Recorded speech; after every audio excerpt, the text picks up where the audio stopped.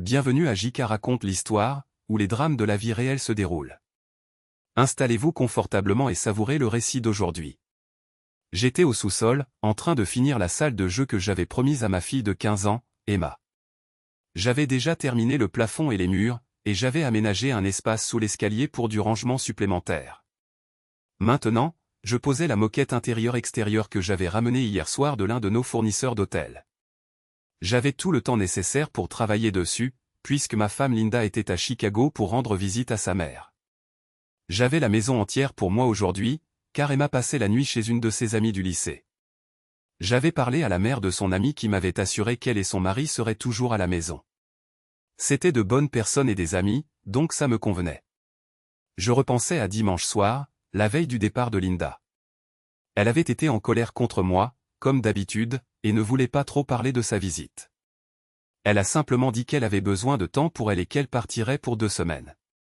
Linda ne travaillait plus depuis qu'elle avait été licenciée lors d'une réduction de personnel à la propriété du centre-ville de notre hôtel Summit, il y a environ 2 ans. Elle y avait été chef de réception, l'une des meilleures que nous ayons jamais eues. Mais comme je gagnais un bon revenu en tant que directeur régional pour Summit Hotel, elle n'avait pas besoin de travailler. Elle a décidé de rester à la maison pendant un certain temps. J'avais espéré que ce congé l'aiderait à se détendre et peut-être à réparer certaines des fissures grandissantes dans notre mariage. Jusqu'à présent, cependant, ça n'avait pas été d'une grande aide. Je m'appelle Michael Harrison, Mike pour la plupart des gens. J'ai 50 ans et je suis directeur régional pour Summit Hotel ici à Denver. Je supervise 6 établissements à travers le Colorado et le Wyoming. Tout, des hôtels d'affaires du centre-ville de Denver au chalet de ski à Aspen et Val. J'avais gravi les échelons, de chef de réception il y a 25 ans à mon poste actuel. L'industrie hôtelière m'avait bien réussi et j'appréciais sincèrement le défi de gérer différentes propriétés et leurs besoins uniques. Linda et moi nous sommes mariés il y a 19 ans. C'était un second mariage pour nous deux, et nous avons eu Emma ensemble. Nous nous sommes rencontrés alors que je gravissais encore les échelons de la gestion et qu'elle était l'une des chefs de réception les plus compétentes avec qui j'avais jamais travaillé. Son professionnalisme et sa grâce avec les clients difficiles m'ont immédiatement impressionné. Ce qui a commencé comme un respect mutuel pour l'éthique de travail de l'autre a finalement évolué vers quelque chose de plus profond. Ma première femme était décédée dans un accident de voiture et nous n'avions pas eu d'enfant ensemble. Linda avait un fils de son premier mariage qui a maintenant 24 ans et vit avec son père. Il est maintenant marié et a ses propres enfants, et Linda lui parle parfois au téléphone, bien qu'à ma connaissance, elle ne lui ait jamais rendu visite. Elle en parle rarement, alors j'ai fini par laisser tomber. Nous avons eu Emma il y a 16 ans, et elle était notre dernier enfant, car Linda a eu des complications lors de son accouchement qui ont nécessité une hystérectomie. Cela a marqué la fin de ses années de procréation, mais nous étions tous les deux d'accord avec cela. Nous avons bien entrepris le processus de conservation de matériel biologique avant l'intervention de Linda, mais nous l'avons finalement laissé expirer sans prendre d'autres mesures.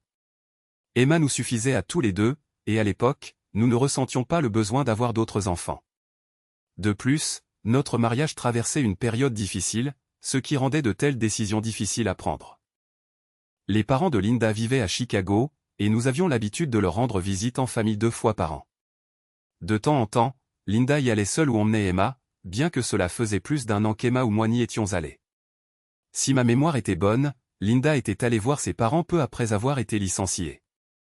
Mais au lieu que les choses s'améliorent comme je l'avais espéré, son humeur semblait s'aggraver à son retour. Quand elle a finalement dit qu'elle voulait passer du temps avec sa mère, j'ai pensé qu'un peu de distance pourrait nous faire du bien à tous les deux. Alors, j'ai facilement accepté. Elle me manquait après seulement quelques jours, mais elle ne devait pas ressentir la même chose. Elle est restée 10 jours complets, prolongeant sa visite d'1 semaine pour passer un week-end supplémentaire. Mes parents étant décédés et étant enfants uniques, les parents de Linda, Bob et Barbara, étaient ceux qui se rapprochaient le plus d'une famille pour moi. Cependant, ma relation avec sa mère était difficile, car elle et moi n'avions jamais vraiment eu de connexion. Linda était aussi plus attachée à sa mère qu'à son père, ce qui créait parfois des tensions. J'aimais bien son père, et lui et moi étions devenus amis, nous gardant en contact par téléphone ou par email, mais cela avait progressivement diminué au cours des 2 dernières années. Je supposais que l'attitude de sa mère à mon égard en était en partie la raison, affectant également mon amitié avec son père. Pourtant, je n'avais jamais mal pris les visites de Linda chez ses parents. Cette fois, Cependant, ce n'était pas une visite ordinaire. Elle faisait suite à une période de près d'1 an de relations très tendues entre Linda et moi, qui s'était aggravée après son dernier voyage à la maison. Depuis son retour, elle était devenue de plus en plus distante et critique. Il semblait que presque chaque jour, il y avait quelque chose qu'elle voulait que je fasse. Des tâches et des exigences, accompagnées de mots durcis, je n'agissais pas immédiatement. C'était difficile à croire, mais les choses sont devenues encore plus difficiles après son dernier voyage. L'ironie ne m'échappait pas, la femme qui avait été autrefois si professionnelle et diplomate avec nos clients d'hôtel les plus difficiles traitait maintenant son propre mari avec un tel mépris. Elle connaissait le secteur de l'hôtellerie, comprenait l'importance de la courtoisie et du respect. Pourtant, d'une manière ou d'une autre, ses compétences ne s'étendaient jamais à notre vie à la maison. Avec Emma, cependant, le comportement de Linda restait cohérent. Emma ne voyait pas les accès de colère de sa mère dirigés contre moi. Alors, j'ai décidé de ne pas intervenir ni réagir, essayant de maintenir la paix. Avec le temps, c'est presque devenu une habitude d'écouter tranquillement les critiques de Linda et de m'éloigner. Elle s'était habituée à faire ce qu'elle voulait quand elle le voulait, et je le permettais pour éviter les conflits. Je laissais même faire devant Emma ou quand nous étions avec des amis. Je savais que les gens pensaient que j'étais passif, mais c'était ma décision. C'était peut-être une erreur, mais il était trop tard pour s'en inquiéter maintenant. L'approche de Linda pour ce voyage était typique. Après plusieurs jours d'allusion, elle a pris la décision de partir et m'a simplement informé qu'elle passerait 2 semaines chez ses parents. Pas de discussion, pas de questions sur mes propres projets ou sur les défis que son absence pourrait occasionner. Elle a rejeté ma demande d'explication et m'a laissé une liste de choses à savoir sur les activités d'Emma, mais rien de plus. La nuit avant son départ, elle a fait ses valises et est allée se coucher tôt. Le matin, elle a appelé un taxi pour l'aéroport, me faisant comprendre que mon aide n'était pas nécessaire. Elle est partie sans même dire au revoir. Quant à notre intimité, elle s'était réduite à néant. Nous n'avions pas partagé cette intimité depuis au moins 2 ans, certainement pas depuis qu'elle avait perdu son emploi, il y a 18 mois. Je sais qu'il s'était écoulé au moins 6 mois sans intimité avant que Linda ne fasse son dernier voyage à la maison et encore plus longtemps depuis que j'avais essayé d'en discuter. Quand j'essayais d'initier quoi que ce soit, elle se levait et allait dans la chambre d'amis, me laissant frustré et en colère. Plus je poussais à la communication, plus elle résistait. Finalement, j'ai décidé d'abandonner. Une nuit, j'ai mentionné quelques options à Linda, espérant discuter des choses, mais j'ai plutôt reçu une réponse virulente sur ce qu'elle ferait si elle me soupçonnait d'infidélité.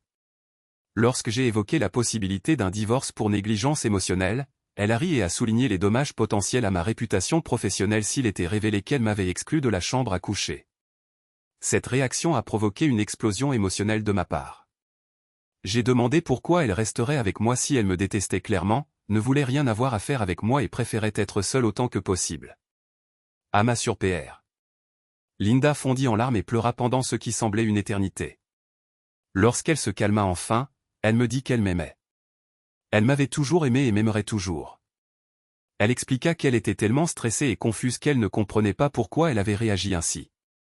Elle implora ma patience et promit de chercher de l'aide. Ses supplications étaient si sincères et émouvantes que je fus interloqué, restant assis au bord du lit tandis qu'elle prenait ses vêtements et se dirigeait vers la chambre d'amis. Le lendemain matin, je me sentais toujours confus quand elle revint à son comportement critique habituel. Ce qui nous amène à aujourd'hui. Linda était partie depuis 1 jour et demi et je réfléchissais à notre relation depuis un certain temps. Je commençais à croire que la seule option restante était de demander le divorce. Emma était assez âgée pour gérer ça et serait probablement heureuse, d'autant plus qu'elle exprimait souvent son dédain pour la façon dont sa mère me traitait. J'avais essayé de tenir le coup pour Emma. Mais peut-être que maintenant je n'avais plus le choix. Je me sentais assez jeune pour croire que j'avais encore une vie à vivre et j'avais besoin de plus que ce que Linda était prête à donner. Le seul moyen de trouver cela était de la laisser partir. Le problème était que je l'aimais toujours malgré son comportement et la façon dont elle me traitait. Je croyais qu'un divorce me ferait plus de mal à moi qu'à elle. Ces pensées occupaient mon esprit tandis que je transportais des cartons de notre chambre à l'espace de rangement nouvellement aménagé sous l'escalier. Linda avait insisté pour que je vide notre placard lorsque j'aménageais de la place en bas, et j'étais ravi de trouver autant d'espace libre. Le moment semblait propice pour déménager des choses. De cette façon, je pouvais faire le travail sans ses incessantes remarques. J'étais presque en bas des marches lors de mon 3e voyage quand mon pied glissa et je laissai tomber les 2 cartons que je portais. Je les regardais dégringoler tandis que j'agrippais la rampe pour éviter de tomber. Ils heurtèrent le sol, s'ouvrant et répandant leur contenu partout sur la nouvelle moquette. Heureusement, il n'y avait pas de liquide ou de poudre dans les cartons, donc tout semblait bien. Je descendis, pris 2 cartons vides et commençai à réemballer les articles. C'est à ce moment-là que je découvris une liasse qui semblait être des lettres attachées par un ruban bleu. Je ne les avais jamais vues auparavant, ce qui piqua ma curiosité. Je les mis de côté, supposant qu'il s'agissait de lettres d'amour d'un des petits amis d'Emma. Après avoir rangé les articles restants dans les cartons, je les poussai vers la zone de rangement sous l'escalier. Je fis 2 autres voyages avant que tous les cartons désignés ne soient rangés. Je refermai les portes du panneau et m'effondrai sur le sol, m'adossant à l'un des murs, les pieds étendus devant moi, essayant de reprendre mon souffle. Alors que ma respiration redevenait normale, je remarquai la pile de lettres et les rapprochai de moi. Je dénouai le ruban et en sortis la première lettre. Elle était adressée à ma chérie Linda. Immédiatement, je ressentis un mélange d'intérêt et de colère. Je ne lui avais jamais rien écrit de tel à aucun moment de notre mariage, ni même avant. Ma respiration, qui s'était calmée, recommença à s'accélérer. Non pas par fatigue, mais par anxiété. Je dépliai la lettre et remarquai qu'elle avait été lue de nombreuses fois. Les plis étaient profonds et elle était presque en lambeaux. Clairement, cette lettre était chérie par Linda. Je la tins délicatement et commençai à lire. Ma chérie Linda, j'ai pensé à notre dernière soirée ensemble. Tu ne me quittes pas l'esprit. La façon dont nous nous sommes liés était plus que je n'aurais pu l'imaginer. Et quand tu as dû partir, j'ai eu envie de pleurer. L'intimité que nous avons partagée était un pur bonheur. Je sais que je ne cesserai de penser à toi alors que tu es retourné à ton mariage sans amour. Pourquoi ne le quittes-tu pas et ne viens-tu pas à moi pour toujours? Tu connais mon histoire. Je suis aussi dans un mariage sans amour et je divorcerais de ma femme en un instant si tu me disais que tu viendrais à moi. S'il te plaît, ma Linda, reconsidère. Dis-moi que tu reviens vers moi avec tout mon amour, David. Le choc que je ressentis fut si intense que je crois être resté assis là pendant près d'1 heure avant de retrouver mes esprits. Je regardai à nouveau la lettre et parcourus les mots, mais ils restaient les mêmes. Ma femme m'avait été infidèle avec quelqu'un nommé David Carter, d'après l'adresse de l'expéditeur. Je vérifiai rapidement la lettre pour une date et constatai qu'elle avait été écrite 3 jours après le retour de ma femme de sa visite chez sa mère il y a 1 an. Je pris la liasse et en sortis une autre lettre. Celle-ci décrivait une autre rencontre, mentionnant des moments intimes et à quel point il avait apprécié sa volonté de lui faire plaisir de manière dont, je ne pouvais m'empêcher de le penser, elle s'était toujours montrée dédaigneuse avec moi. Je me demandais si elle avait ressenti la même chose à propos de ses expériences. En parcourant le reste, elles semblaient toutes provenir de ce même voyage. Il semblait qu'elle l'avait rencontré à mi-chemin de sa visite et avait décidé de prolonger son séjour pour passer le dernier week-end avec lui. Apparemment, David avait essayé de la convaincre de me quitter, mais je la connaissais suffisamment pour comprendre qu'elle ne voudrait pas gérer les complications de tout recommencer seule. La connaissant, elle avait probablement insisté pour qu'il divorce de sa femme d'abord avant d'envisager de faire de même. Je me demandais si elle avait des sentiments sincères pour lui au-delà d'une simple attirance. Ce désir. Même qu'elle m'avait refusé. Je laissai les dernières lettres glisser de mes doigts tandis que la réalité de sa trahison s'installa lourdement dans ma conscience. Assis dans le sous-sol, je réfléchis à tout ce qu'elle avait fait. Il était clair, d'après les lettres et le fait qu'elle les ait gardées, que l'infidélité s'était produite pendant son voyage chez sa mère, comme en témoignaient les dates sur les lettres. Je me demandais comment elle avait réussi à me cacher ces lettres. En parcourant à nouveau la pile, je trouvai une enveloppe plus grande avec l'adresse de l'expéditeur de sa mère. Cela signifiait que sa mère était au courant de ce qu'elle avait fait et avec qui. Je ne ressentis aucune surprise face à cette révélation. Tout commençait à prendre son sens. Je portai la pile de lettres à l'étage et les posai sur la table, mon esprit s'emballait tandis que j'envisageais mes prochaines étapes. Je savais maintenant que mon mariage était terminé et que je ne serais plus la cible de sa colère et de ses exigences. Jusqu'à présent, j'avais gardé l'espoir qu'elle se souviendrait de l'amour que nous avions eu autrefois. Mais il était clair que non. Son comportement reflétait son mépris pour moi et un manque de préoccupation pour mon bien-être. Elle était amoureuse de quelqu'un d'autre, mais avait trop peur de me quitter pour lui. De plus, étant donné qu'il était également marié, je me demandais si elle croyait qu'il quitterait réellement sa femme. J'envisageais plusieurs alternatives, mais je revenais toujours au fait que je ne pouvais plus rester avec Linda, surtout maintenant que je savais qu'elle ne m'aimait pas. Je n'avais aucun désir d'endurer davantage son mépris. Je savais que je devrais attendre et lui parler, mais je manquais de patience pour cela. C'était la fin, et cela devait s'arrêter maintenant. Je décidai que le lendemain, je ferais appel à un détective privé pour découvrir ce que j'avais besoin de savoir. D'ici là, je commencerai à planifier une vie sans Linda. Avant de faire cela, j'avais quelque chose à gérer. La première était de ranger en toute sécurité toutes les lettres de David. Ces lettres étaient une preuve manifeste d'infidélité, et en tant que personne ayant géré suffisamment de problèmes juridiques hôteliers au fil des ans, je savais comment les utiliser. Linda remarquerait éventuellement leur absence. Mais jusque-là, je n'avais aucune raison de lui faire savoir à quel point j'avais compris. Je voulais aussi protéger ma fille influençable de les voir. Je craignais qu'elle ne se fasse une mauvaise idée et n'imite les choix de sa mère. Une fois que je me fus assuré que les lettres étaient rangées en toute sécurité, je commençai à formuler mes options. 3 jours plus tard, un jeudi, Linda m'appela. C'était le seul appel que j'avais reçu d'elle durant la semaine où elle était absente, et c'était simplement pour me demander de lui envoyer quelques affaires de son bureau. Je lui ai demandé pourquoi elle ne W. J'aurais voulu attendre qu'elle soit rentrée, mais elle a répliqué par l'une de ses remarques sarcastiques sur mon manque d'intérêt pour elle. J'ai accepté à contre-cœur, attendant toujours le rapport de mon enquêteur avant de dire quoi que ce soit. Je l'avais contacté le lendemain de la découverte des lettres, et il recueillait déjà des informations depuis quelques jours, mais je n'avais pas encore eu de nouvelles de sa part. Pendant notre appel, Linda n'a pas dit grand-chose. Elle a demandé une fois comment allait Emma, puis a raccroché sans un mot d'affection, à son habitude. Ce fut le dernier appel de cette semaine-là et de la semaine suivante. Je n'en attendais pas moins d'elle. À ma demande, l'enquêteur s'était rendu à Chicago pour examiner les registres de propriété, les licences commerciales et tout autre élément pertinent permettant d'identifier David. Quand je suis entré dans mon bureau ce vendredi matin-là, il m'attendait. J'ai dit à mon assistante de ne pas nous déranger et j'ai fermé ma porte. Il a ouvert un dossier et a commencé à me mettre au courant. D'accord, monsieur Harrison, je crois que j'ai ce qu'il vous faut. Il s'appelle David Carter et il a 45 ans. Il est marié à Mary Carter. Il a 5 enfants. Vous imaginez? L'aîné a 21 ans et les autres ont entre 18 et 12 ans. Il y a des jumeaux parmi eux. Lui et votre femme ont passé le week-end dans un hôtel juste à côté de l'autoroute, y restant la majeure partie de la journée et toute la nuit. Il possède une société de promotion immobilière et y passe la plupart de son temps en journée. Il semble plutôt bien réussir dans la vie. Il a une belle maison à Lincoln Park, valant probablement 3/4 de million ou plus. Même l'aîné est en études supérieures, et les autres vivent à la maison avec leur mère qui ne travaille pas et s'occupe de la maison. Il m'a tendu une photo montrant un homme grand, aux cheveux foncés, bien habillé et plutôt beau, plus mince que costaud. Je l'ai fixé quelques secondes avant de la épousser. Qu'avez-vous trouvé d'autre?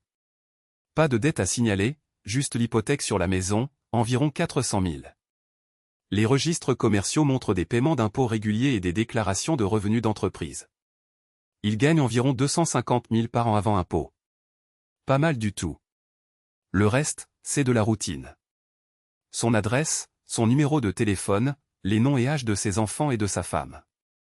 J'ai des copies de ses déclarations de revenus des 3 dernières années et quelques commentaires de ses voisins à son sujet. Il semble être apprécié et non un fauteur de troubles. Oh, et une autre chose que vous pourriez trouver intéressante. Il fréquente régulièrement un établissement local. J'ai des reçus de ses 5 dernières visites montrant qu'il y va au moins une fois par semaine, parfois plus. Le propriétaire dit que c'est un client fidèle et qu'il ne cause aucun problème. Il préfère les compagnes plus jeunes, mais elles sont toutes majeures, donc pas d'aide de ce côté-là. Une chose m'est venue à l'esprit. J'ai demandé, a-t-il visité la semaine dernière ou cette semaine? C'était quand Linda était là. Comme une horloge, le mardi après-midi. Comme je vous l'ai déjà dit, il a passé le week-end avec votre femme dans un hôtel local et le reste du temps il était chez lui avec sa femme. Il n'est sorti qu'une seule nuit pendant la semaine, et c'était mercredi, quand il a rencontré votre femme dans un restaurant. Ils étaient assis ensemble, l'air très affectueux, beaucoup de gestes tendres et autres. Puis il est parti seul. Votre femme est rentrée chez elle et y est restée. J'ai cependant surpris leur conversation. Elle prévoyait de le revoir ce week-end-là. Je l'ai remercié pour son travail, ai pris possession du dossier et lui ai remis un chèque pour m'assurer qu'il soit payé. Je me suis adossé et j'ai lu le rapport en entier juste pour me faire une idée de cet homme. La seule chose que je savais avec certitude, c'est que je voulais me venger de lui, d'autant plus qu'il serait responsable de s'occuper de ma fille si je devais quitter Linda et faire d'elle mon ex-femme. C'était le vendredi précédant son retour, et j'étais en train de prendre des notes sur ce que je voulais faire quand le téléphone a sonné. J'étais tellement absorbé par ce que je faisais que j'ai décroché sans réfléchir et répondu d'un ton brusque, « Oui, bonjour, c'est moi. » C'est une façon stupide de répondre au téléphone. Où est Emma? Je veux lui parler une minute. J'ai juste fixé le téléphone que je tenais à la main. Était-ce la femme qui se faisait appeler ma femme? Pour la première fois, j'ai réalisé comment elle me parlait. Brusque, dédaigneuse, pleine de mépris et de colère. C'était la même femme qui avait l'habitude de gérer les clients d'hôtel en colère avec tant de patience et de diplomatie. Eh bien, maintenant, ça suffit. Je n'avais aucune envie de la manipuler et de jouer avec elle comme un chat avec une souris. Même si j'avais l'habitude de gérer des situations difficiles dans la gestion hôtelière, et que nous gagnions notre vie en gérant les gens avec diplomatie, je ne voulais rien de tout cela. Je voulais la blesser, la faire souffrir, lui faire ressentir la douleur que j'avais ressentie en lisant ces lettres et en écoutant ce rapport. Elle n'est pas là. Rappel plus tard. J'ai raccroché le téléphone avec colère. Au diable. Qu'elle ressente mon mépris. Point. Quelques secondes seulement après, le téléphone a sonné à nouveau. Je l'ai laissé sonner 5, 6 fois avant de décrocher et de répondre de la même manière. Oui. Qu'est-ce que tu crois que tu fais, bon sang? Me raccrocher au nez. Comment oses-tu? De la fureur dans sa voix. Bien. Au moins, elle était capable d'éprouver une émotion, alors j'ai raccroché le téléphone de nouveau. Ricanant, j'ai attendu. Mais cette fois, le téléphone n'a pas sonné de nouveau. Alors, je suis retourné à mes listes. Il était presque 22 heures ce soir-là quand le téléphone a sonné. J'ai vérifié l'identification de l'appelant et j'ai vu que c'était Linda. J'étais curieux de voir comment elle allait gérer les choses cette fois-ci. Alors, j'ai répondu après 5 sonneries avec mon « oui » habituel. « Allô, Mike. C'est Linda. Tu te sens mieux maintenant? Tu semblais de mauvaise humeur quand j'ai appelé tout à l'heure. J'ai décidé d'attendre un peu en espérant que tu serais d'une meilleure disposition maintenant. Je n'étais pas de mauvaise humeur tout à l'heure, Linda. Je ne voulais juste pas te parler quand tu faisais des exigences. Ton manque de respect constant me met en colère. C'est tout. Qu'est-ce que tu veux? Il y eut un court silence avant qu'elle ne réponde. Je suis désolé que tu aies eu cette impression. Je n'avais pas l'intention de te manquer de respect. J'étais juste pressé et je voulais parler à Emma. Je suis désolé que tu aies pensé que je faisais des exigences. Bien. Qu'est-ce que tu veux, Linda? Pourquoi appelles-tu? Je t'ai dit qu'Emma n'était pas là. Qu'est-ce que tu n'as pas compris là-dedans? Calme-toi. Je ne suis pas en colère maintenant que tu es respectueux. Qu'est-ce que tu veux dire? Pourquoi j'appelle? Tu es mon mari et je voulais te parler, c'est tout. Pourquoi ne t'appellerais-je pas quand je suis loin de la maison? Tu ne me manques pas du tout? En fait, Linda, c'est plutôt paisible ici depuis ton départ. Pas de cris, pas d'exigences, pas de manque de respect. Emma est heureuse et passe beaucoup de temps avec ses amis. Et je fais ce que je veux sans que personne ne me critique. Et quand je vais au lit, j'ai tout le lit pour moi. Ce n'est pas comme si tu me manquais en quoi que ce soit. Pas depuis quelques années maintenant. Alors non, tu ne me manques pas. C'est très agréable sans toi. Plus de silence. Tu es toujours là, Linda? Où tu as fini? Je suis là. Je suppose que je suis juste surprise par la façon dont tu me parles. Tu as bu? Tu as l'air très étrange. Pas une goutte, même pas une bière. Juste du café et quelques crackers. Il faut faire attention au poids, tu sais. Eh bien, si je ne te connaissais pas mieux, je penserais que tu es content que je sois parti.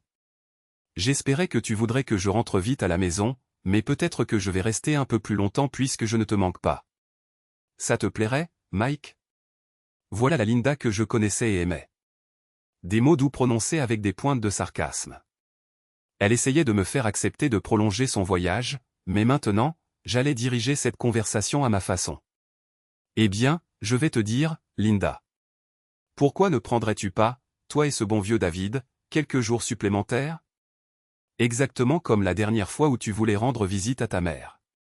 Après tout, ta compagnie lui a manqué, n'est-ce pas? Alors, plutôt que de te précipiter dans ton mariage sans amour, pourquoi ne pas le rendre heureux un peu plus longtemps? J'ai raccroché le téléphone à nouveau, mais cette fois, j'ai débranché la ligne du mur. J'ai entendu les téléphones de la chambre et du salon commencer à sonner, mais ils étaient trop loin pour être une quelconque nuisance. J'ai sorti mon téléphone portable de la poche de ma veste et je l'ai éteint aussi. Je ne voulais plus rien avoir à faire avec elle pour l'instant, et son silence était la meilleure chose depuis son départ. J'étais sincère quand je lui ai dit que c'était agréable sans elle. J'ai repensé à la conversation, et la seule bonne chose que j'ai pu en tirer était sa suggestion que je sorte et que je m'amuse. Cela semblait être une excellente idée, et une que je pouvais certainement gérer. Je suis monté me changer et me préparer pour ma soirée. Je me suis rasé, j'ai mis de l'après-rasage et je me suis regardé dans le miroir. Pas mal, vraiment, pour un homme de mon âge. J'étais toujours en bonne forme, m'entraînant à la salle de sport de l'hôtel 3 ou 4 fois par semaine. Mes cheveux étaient presque blancs, mais toujours épais et portés courts. Et mon ventre n'était pas trop terrible, juste une petite protubérance contenue par ma ceinture. Pas mal du tout. Je suis redescendu, j'ai vérifié la messagerie vocale et j'ai supprimé tous les messages de Linda. J'ai appelé Emma à la soirée pyjama et lui ai fait savoir que je serais sorti, mais je lui ai dit de m'appeler si elle avait besoin de quoi que ce soit. Mon téléphone serait éteint, mais je vérifierai les messages plus tard. Elle m'a assuré que je n'avais pas à m'inquiéter pour elle et a dit qu'elle voulait rester jusqu'au déjeuner le lendemain. Je lui ai parlé de sa mère qui voulait rester quelques jours de plus, et elle a semblé ravie. J'ai terminé avec amour et j'ai reçu le sien en retour.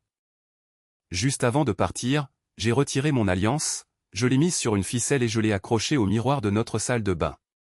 Bien que je ne m'attendais pas à ce que Linda quitte sa situation immédiatement et se précipite vers son mari quand elle déciderait de rentrer à la maison, je voulais que ce soit son accueil.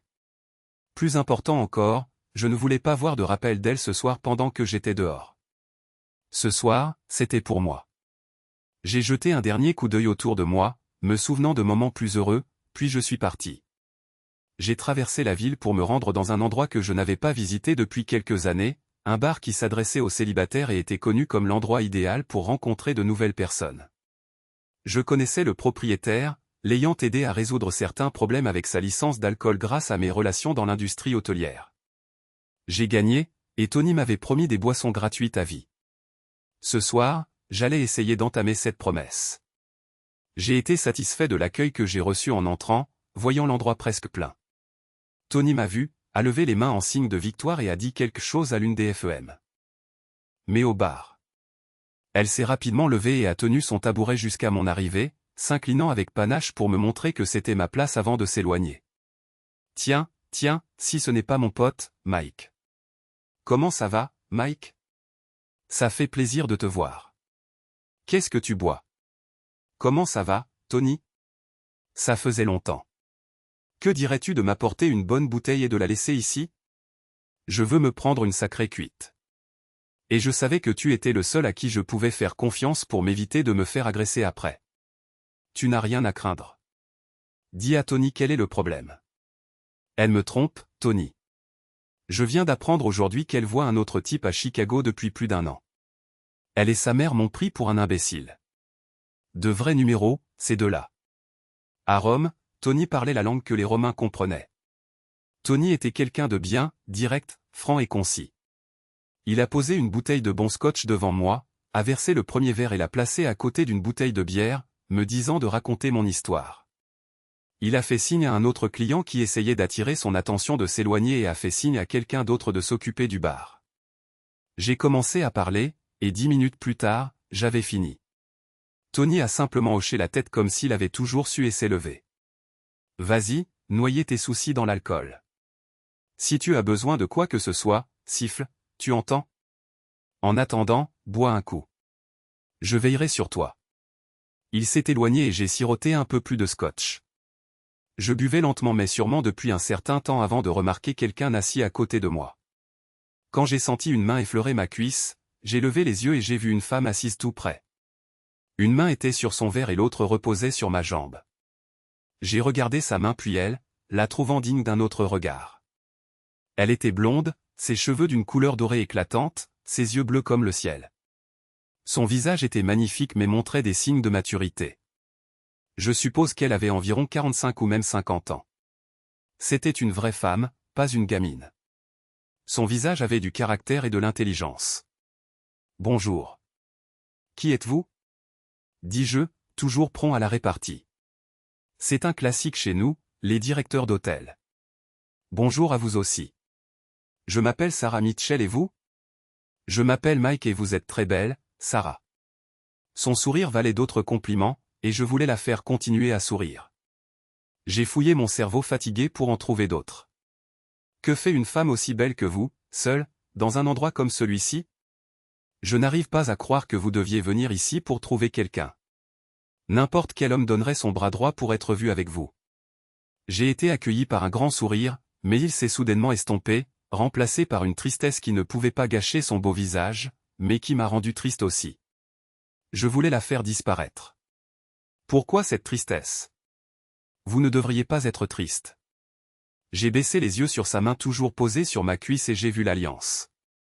Votre mari vous trompe, comme ma femme ? Non. Loin de là. Mon mari a été tué en Irak. Il était colonel et son convoi a été pris en embuscade.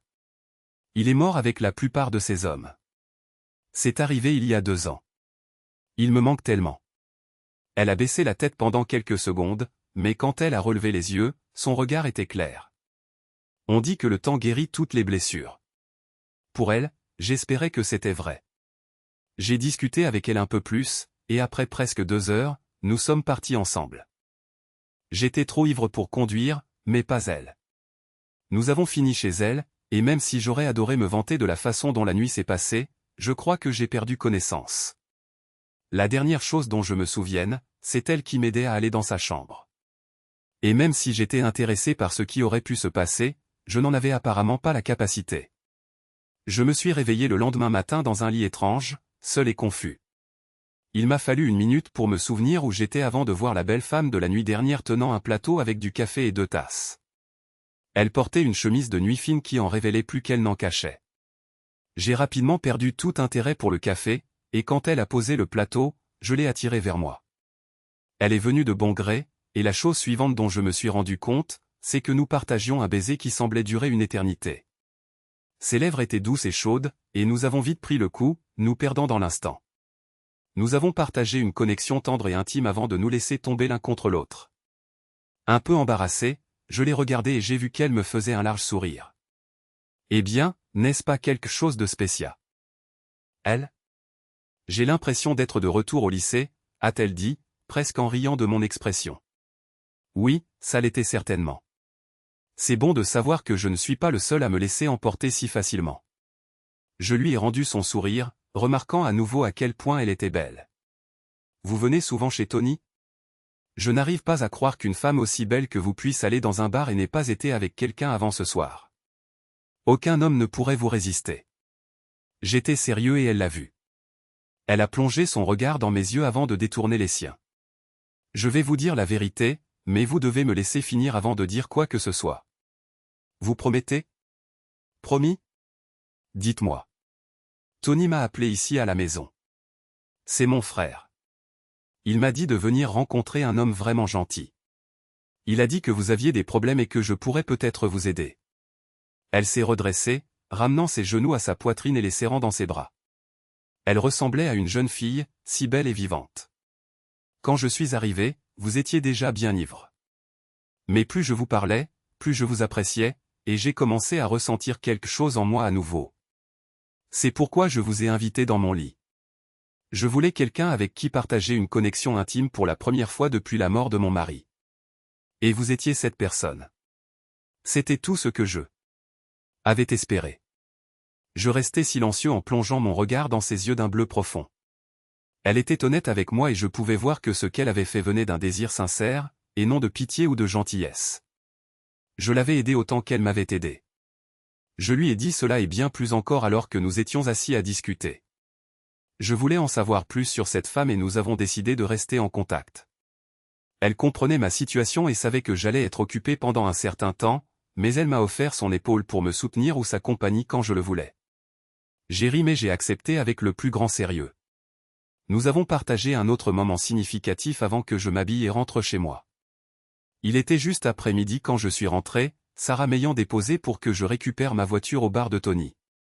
L'endroit semblait désert et une fois à l'intérieur, je l'ai confirmé. Je n'étais pas surpris de constater que Linda ne s'était pas précipitée à la maison pour tenter de sauver un mariage voué à l'échec, mais j'étais un peu déçu. J'avais pensé que 19 ans aurait signifié un peu plus pour elle. Apparemment non. Je suis entré dans la cuisine pour me préparer un café quand j'ai remarqué le voyant clignotant du répondeur. J'ai vérifié le journal et j'ai vu 10 appels, tous du téléphone portable de Linda. Il y en avait un de plus, et celui-là provenait d'un numéro que je reconnaissais comme étant celui du père de Linda. Nous parlions assez souvent pour que je me souvienne du numéro. Celui-là était suffisamment intéressant pour que je l'écoute. Mike, c'est Bob. Quand tu écouteras ce message, s'il te plaît, rappelle-moi. Linda et sa mère sont montées à la cabane pour quelques jours, à mon insistance. Linda voulait rentrer tout de suite, mais je l'en ai dissuadée. Elles ont toutes les deux beaucoup à méditer, comme tu peux l'imaginer. Alors, appelle-moi à ce numéro. C'est mon portable. Prends soin de toi. Intéressant. Je le rappellerai dès que je serai prêt.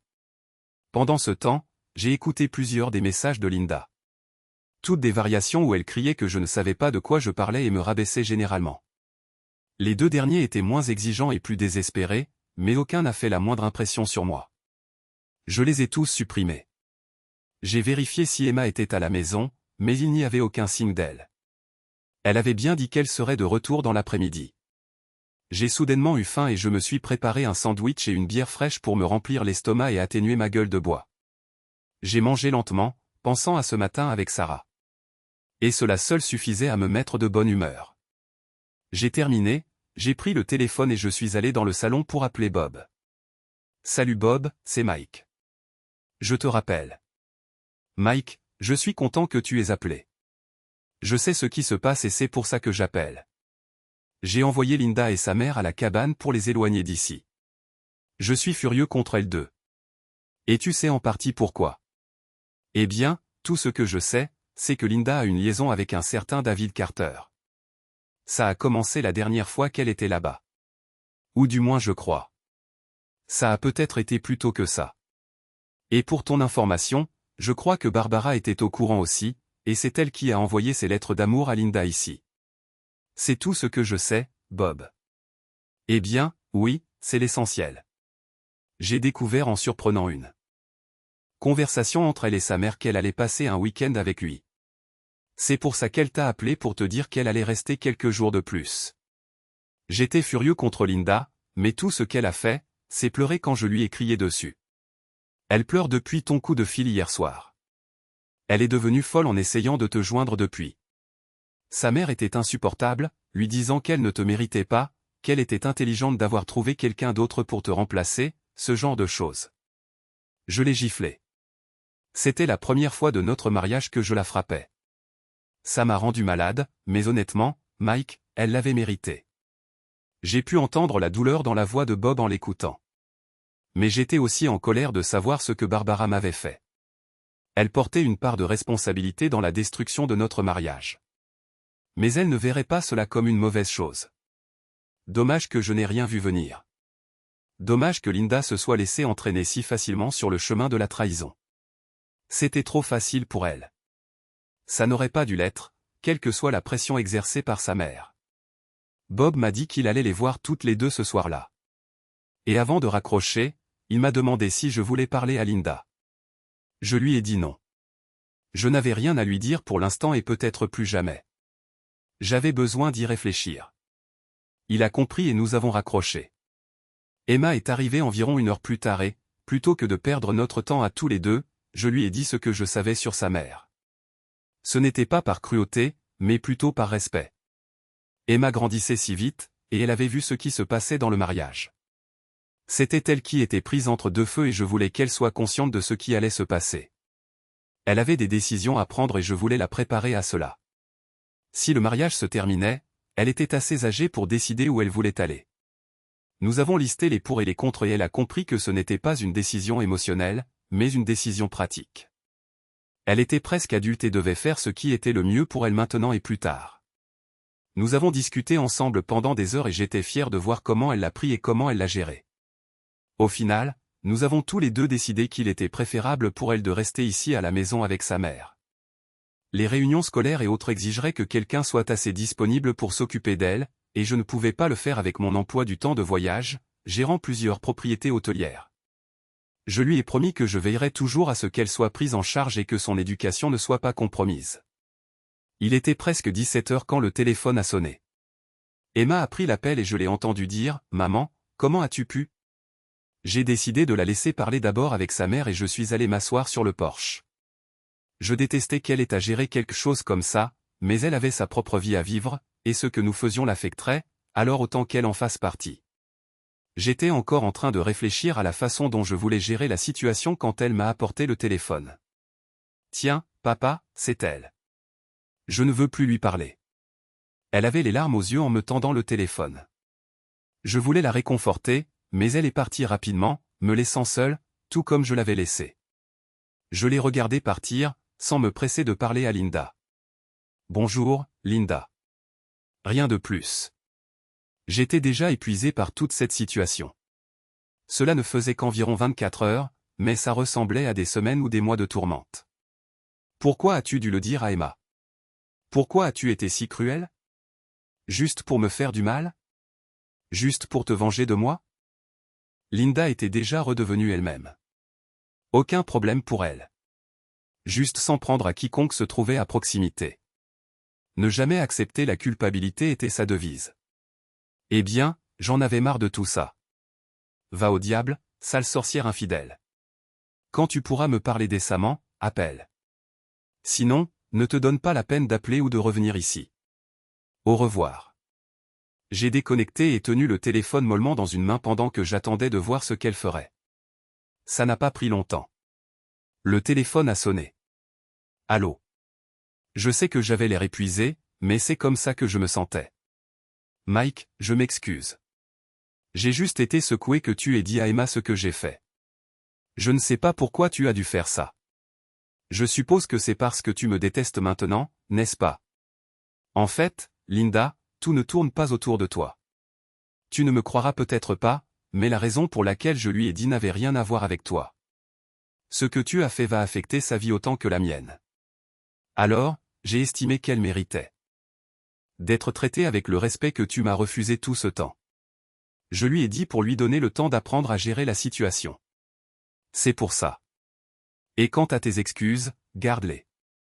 Il y eut un silence pendant qu'elle réfléchissait à cela. Puis vint une question calme. Tu me détestes, Mike? Non, je ne te déteste pas. Pour être honnête, je n'ai aucune émotion quand je pense à toi. Les 2 dernières années ont quasiment tué tout l'amour ou toute émotion que j'avais pour toi. Je suppose que je ressens de la colère quand je pense à toi et à lui, mais je m'en remettrai. Tu as bien réussi à effaçant ce qu'il restait de nous en moi. Me croirais-tu si je te disais que je suis désolé, que j'aurais aimé que cela n'arrive jamais? Je suis tellement désolé de l'avoir laissé arriver. Tu ne méritais pas ça. Je suis vraiment désolé, Mike. Eh bien, comme je le dis, Linda, il n'y a plus qu'un vide en moi, là où il y avait autrefois des pensées pour toi. Maintenant, c'est vide. Tu m'as demandé l'autre soir si tu me manquais. La réponse est de plus en plus non. Et tu as raison. Tu n'aurais jamais dû laisser cela arriver du tout. C'est à cela que servaient nos vœux de mariage. Nos promesses l'un à l'autre. Tu te souviens de les avoir prononcées, renonçant à tous les autres? Tu as brisé ces vœux et maintenant je dois accepter qu'il n'y ait plus rien. Et encore une fois, je n'ai pas besoin de tes excuses. Elles ne signifient plus rien pour moi. S'il te plaît, dis-moi que tu ne penses pas cela, Mike. S'il te plaît, dis-moi que tu ne ressens pas ça. Je serai à la maison dès que je pourrai, et nous pourrons arranger ça. Je sais que j'ai fait quelque chose d'horrible, mais je me rattraperai si tu me donnes juste une chance. Je ne veux plus que ça marche. Je préférerais que tu restes éloigné encore un peu. Ces derniers jours ont été très paisibles pour moi. Je me porte plutôt bien sans toi maintenant. Emma et moi avons des décisions à prendre concernant son avenir, et elle le fera par elle-même. Je ne vais pas l'influencer.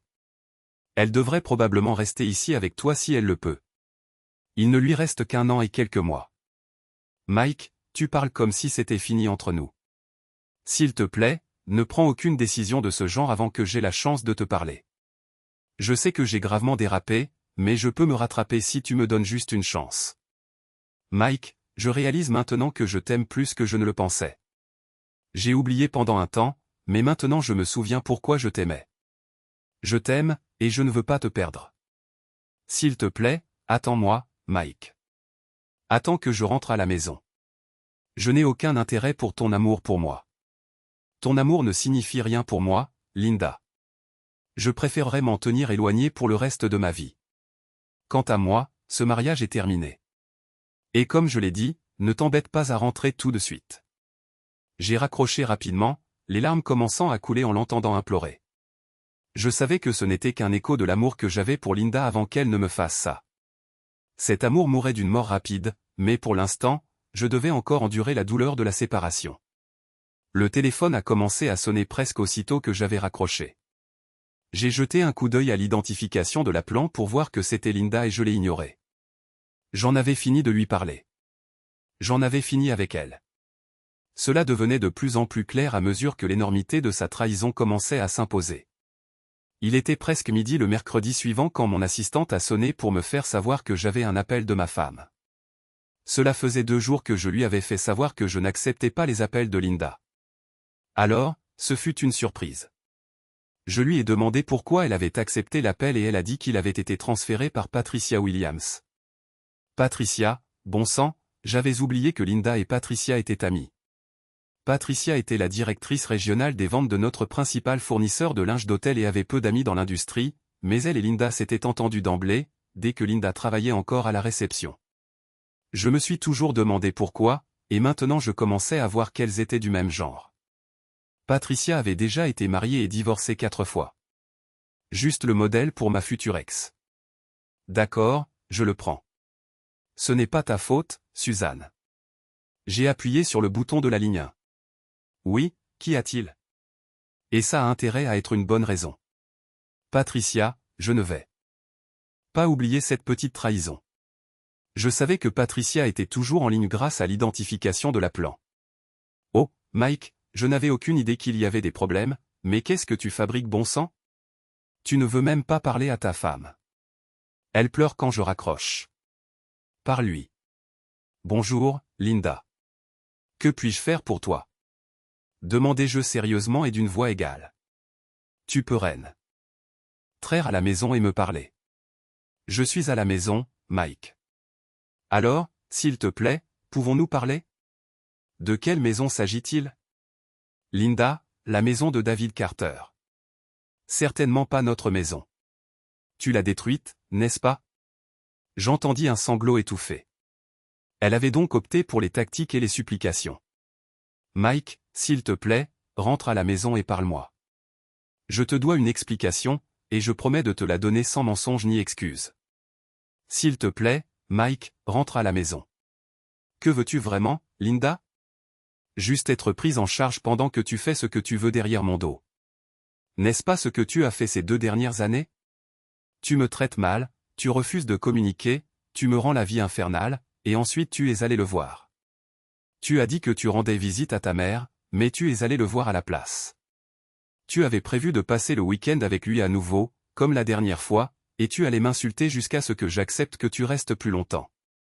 Tu essayais de m'utiliser pour justifier tes choix. C'était tellement mieux avec lui? J'en rajoutais une couche maintenant. La colère qui s'était accumulée cherchait un exutoire. Et maintenant qu'elle était là, elle était la cible. S'il te plaît, Mike. Je suppose que je le mérite. Mais tu te trompes. Tu te trompes à propos de David et moi. Je ne l'ai même pas vu pendant ce voyage. Honnêtement. Linda, tu as passé tout le week-end avec lui au Marriott du centre-ville. Et qu'en est-il de mercredi? Le dîner de mercredi soir ne compte pas? Tu avais prévu de le rencontrer le week-end prochain, en lui disant que tu allais me convaincre de te laisser rester quelques jours de plus, assis proche, vous touchant, et Dieu sait quoi sous la table. Ou ne comptes-tu simplement pas les fois où tu étais avec lui comme le voir? Je l'ai juste rencontré brièvement pour lui dire que c'était fini, que je ne voulais plus jamais le voir. Honnêtement Mike, je ne suis allé nulle part avec lui. C'était la seule fois que je l'ai vu. Ce sont d'autres mensonges, Linda. Je sais ce que tu as fait. Et qu'en est-il du dernier voyage? N'as-tu pas eu une rencontre intime sur le parking? Nies-tu tout cela? Silence, la vérité la frappait de plein fouet maintenant. Continue. Je me sentais bien. Enfin, une certaine forme de rétribution. Toi et David avez-vous parlé de ses enfants? Et de ses jumeaux? Les a-t-il mentionnés, ainsi que sa femme Marie? Avez-vous parlé d'elle? Lui as-tu parlé de moi? Riant de la façon dont tu nous menais en bateau. Le cri à l'autre bout de la ligne fut suffisant pour me surprendre. J'ai éloigné le téléphone de mon oreille, mais j'ai entendu le clic m'indiquant que nous étions déconnectés. J'ai raccroché, me sentant épuisé, essoré comme une serpillière, mou. J'avais deux choix. Premièrement, je pouvais rentrer à la maison et parler à Linda et la laisser essayer de justifier ce qu'elle avait fait. Ou deuxièmement, je pouvais commencer à élaborer mes plans pour mettre fin à cette mascarade de mariage. Maintenant, alors que la douleur et la colère brûlaient en moi, je choisis cette dernière option. J'ai appelé deux de mes contacts professionnels, l'un spécialisé dans la gestion de la réputation d'entreprise et l'autre dans le réseautage d'affaires et les relations industrielles. Je les ai informés de ma situation. C'était plus facile que je ne le pensais, maintenant que j'avais commencé à l'aborder comme un problème commercial, quelque chose que j'avais géré sous diverses formes tout au long de ma carrière dans la gestion hôtelière. Mon nom était en jeu dans cette affaire, mais c'était la seule chose qui la distinguait. Ils ont vite oublié que c'était la situation de leur patron et se sont mis au travail. La première chose que je voulais était de nuire systématiquement à la réputation professionnelle de David Carter. En tant que promoteur immobilier, son succès dépendait de la confiance, des relations et de sa position dans la communauté. Je connaissais suffisamment de monde dans les cercles de l'hôtellerie et de l'immobilier de Denver pour que cela se produise discrètement mais efficacement. J'utiliserai mes contacts à la Denver Hotel Association, à la chambre de commerce et dans divers groupes de réseautage d'affaires où David opérait probablement. Le bruit courait par les bons canaux que David Carter n'était pas un homme de parole, qu'on ne pouvait pas lui faire confiance pour honorer ses engagements, tant personnels que professionnels. Dans le secteur immobilier, la réputation était primordiale. Mon réseau de fournisseurs d'hôtels, d'entrepreneurs et de prestataires avait des liens étendus. Au secteur de la construction et de l'immobilier. Quelques commentaires bien placés sur les problèmes de caractère et de fiabilité de David se propageraient dans le monde des affaires plus vite qu'une traînée de poudre. Les hôtels étaient toujours impliqués dans les transactions immobilières, la gestion de propriétés et projets de développement. L'industrie hôtelière était plus petite qu'on ne le pensait, et tout le monde parlait. La deuxième phase impliquerait que sa femme découvre l'affaire. Elle méritait de savoir de quoi son mari était capable, et elle pourrait décider quoi faire avec lui. Ensuite, j'ai donné des copies des lettres à l'un de mes associés et je lui ai dit de préparer un dossier qui pourrait être remis à Mary Carter au moment opportun.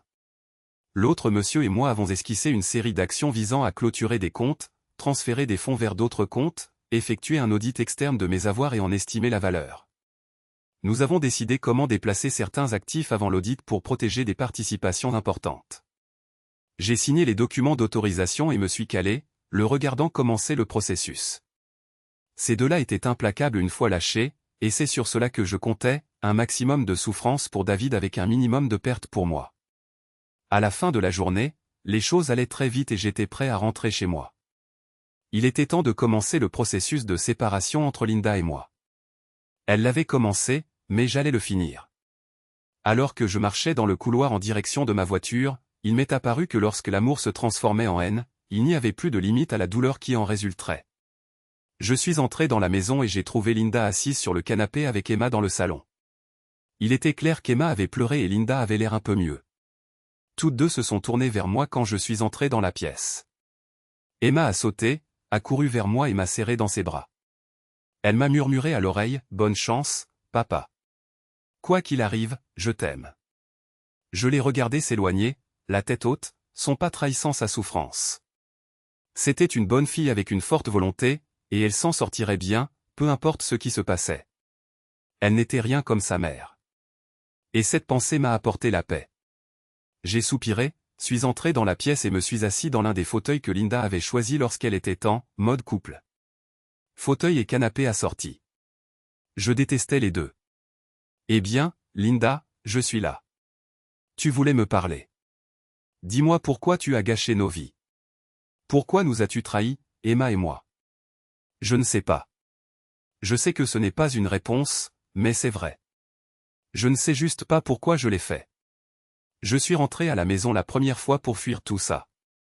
Je n'avais aucune intention de faire quoi que ce soit d'autre que de m'éloigner. Et pendant la première semaine, c'est tout ce que j'ai fait. Puis maman m'a présenté cet homme.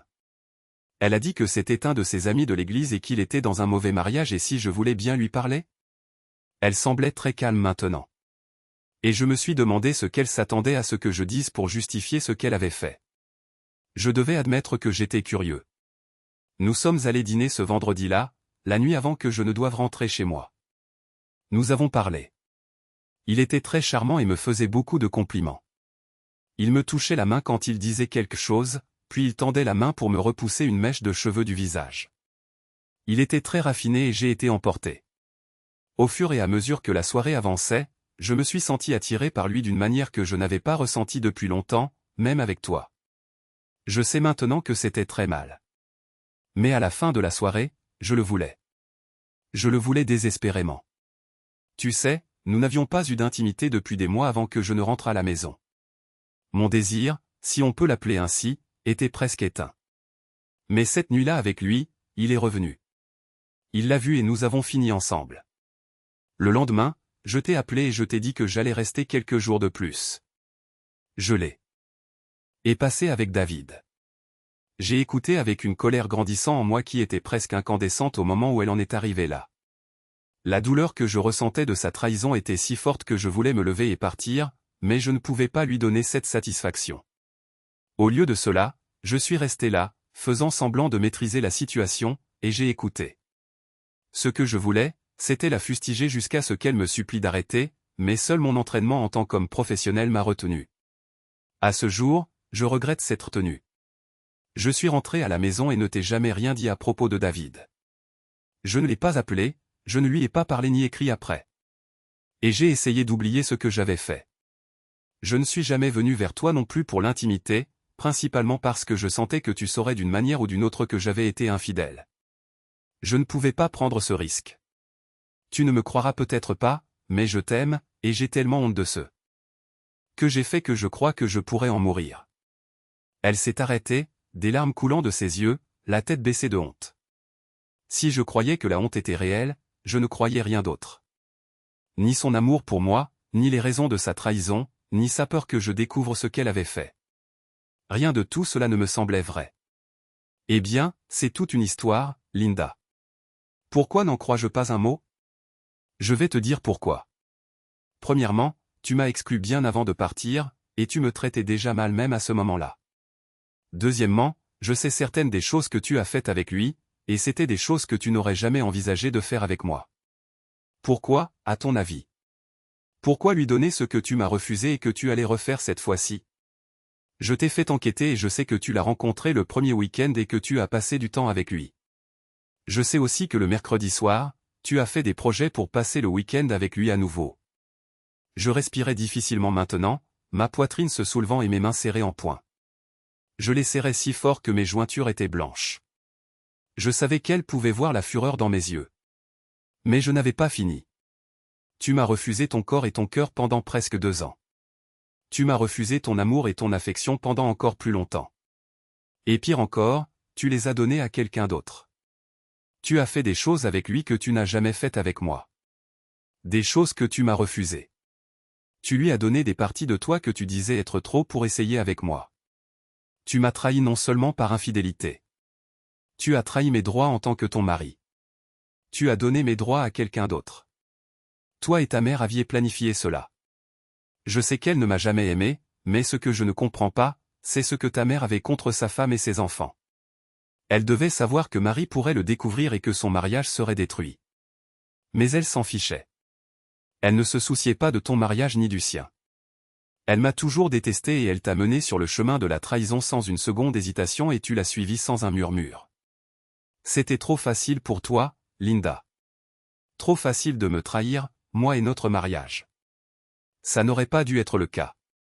Ça n'aurait pas dû être si facile. Et c'est pourquoi je sais que c'était fini. C'est ce qui m'a convaincu qu'il n'y a plus d'amour dans ce mariage. Tu l'as juste reconnu la première. J'ai dû l'apprendre à mes dépens.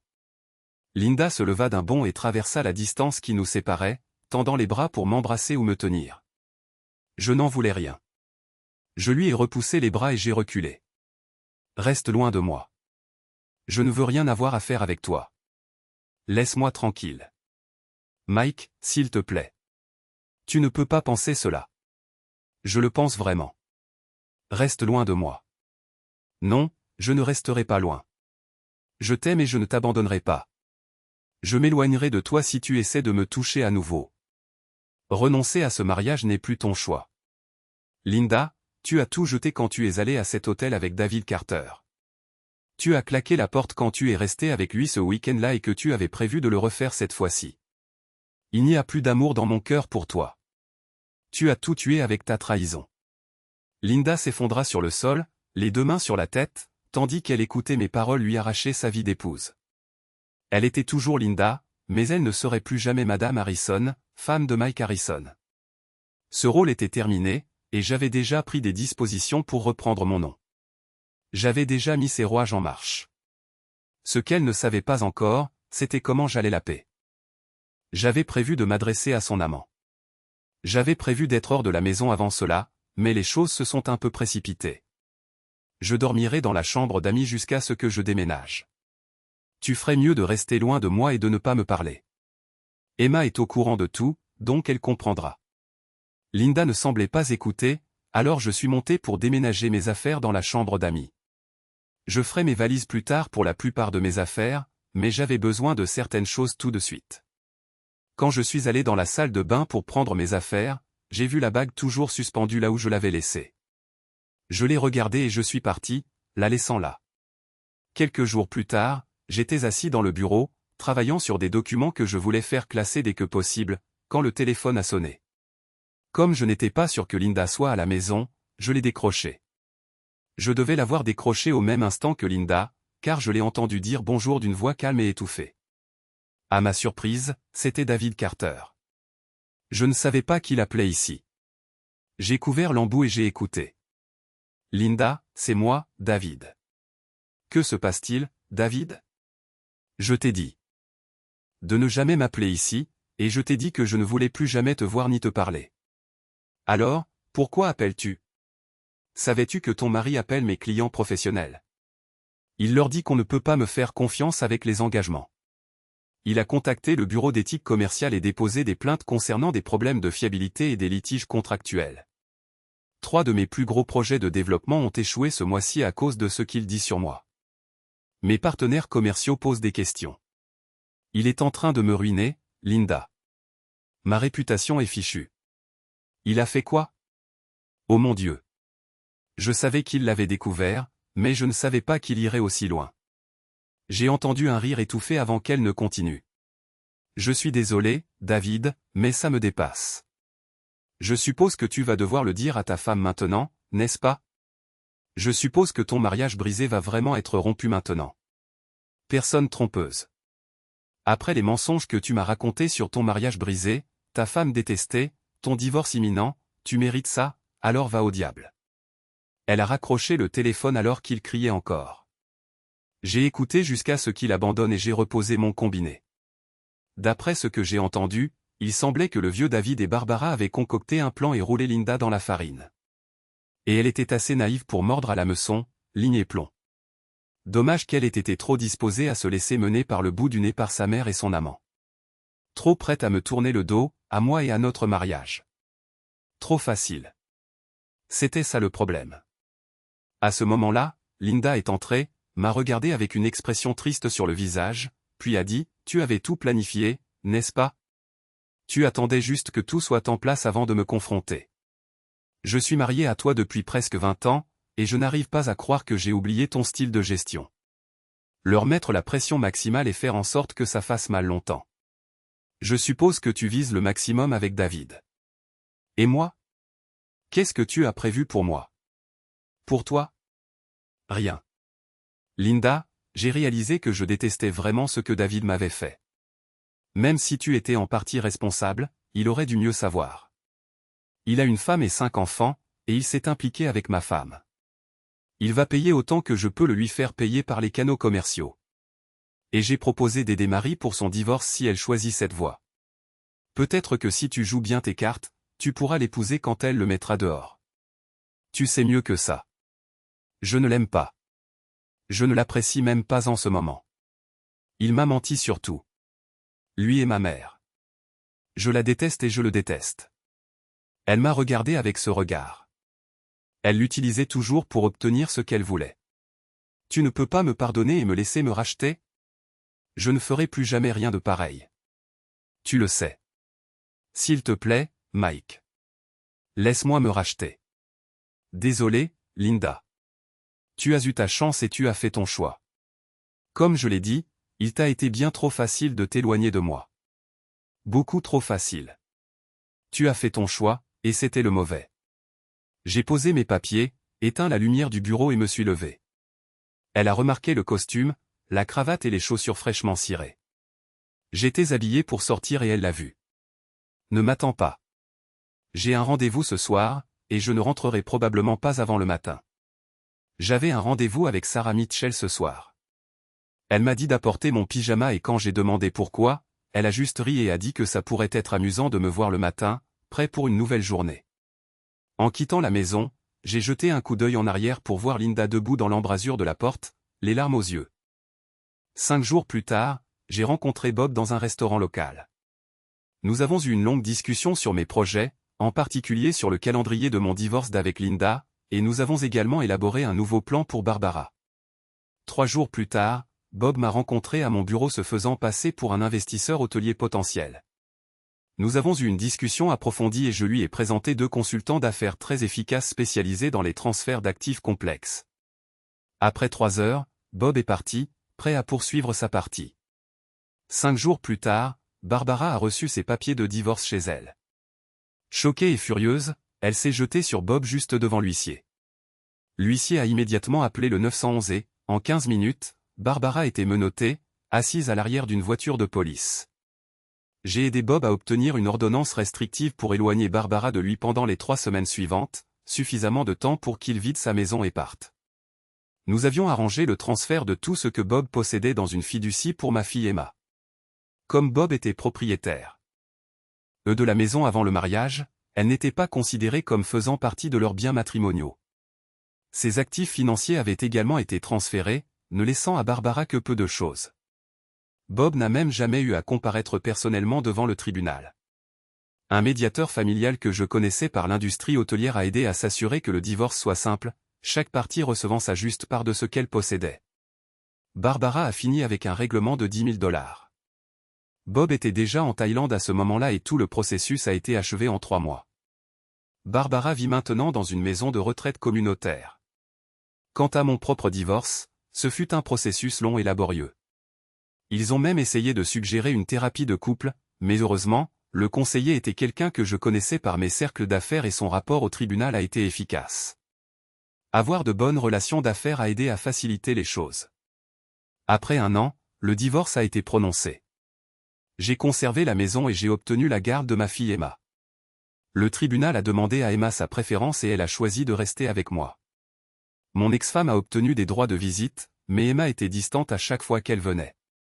Emma s'excusait rapidement, signalant qu'elle n'était pas intéressée à raviver leur relation. Linda a compris qu'elle n'était pas la bienvenue. Au cours des 2 dernières années, Linda a vieilli visiblement et a commencé à avoir des problèmes de santé. Pendant ce temps, je me prépare à épouser Sarah, avec Emma et Sarah planifiant joyeusement le mariage ensemble. Bob profite de sa nouvelle vie en Thaïlande et appelle souvent pour partager des nouvelles de ses nouveaux amis et aventures. Quant à David, il a rencontré d'importantes difficultés financières après que le monde des affaires s'est retourné contre lui. Sa réputation ne s'est jamais remise de la campagne systématique de rumeurs et de préoccupations concernant sa fiabilité. Son ex-femme, Marie, a pris la majeure partie de son argent, de ses investissements et de la maison, arguant avec succès de la charge financière liée à l'éducation de leurs 5 enfants. Le médiateur a été ému par son histoire et s'est rangé de son côté. J'avais proposé de l'aider à couvrir ses frais de divorce via mon réseau professionnel. Barbara, quant à elle, vit toujours dans cette maison de retraite communautaire. Selon Emma, Barbara passe ses journées à me en vouloir, me blâmant pour la tournure des événements. Je suppose que le karma agit de manière inattendue.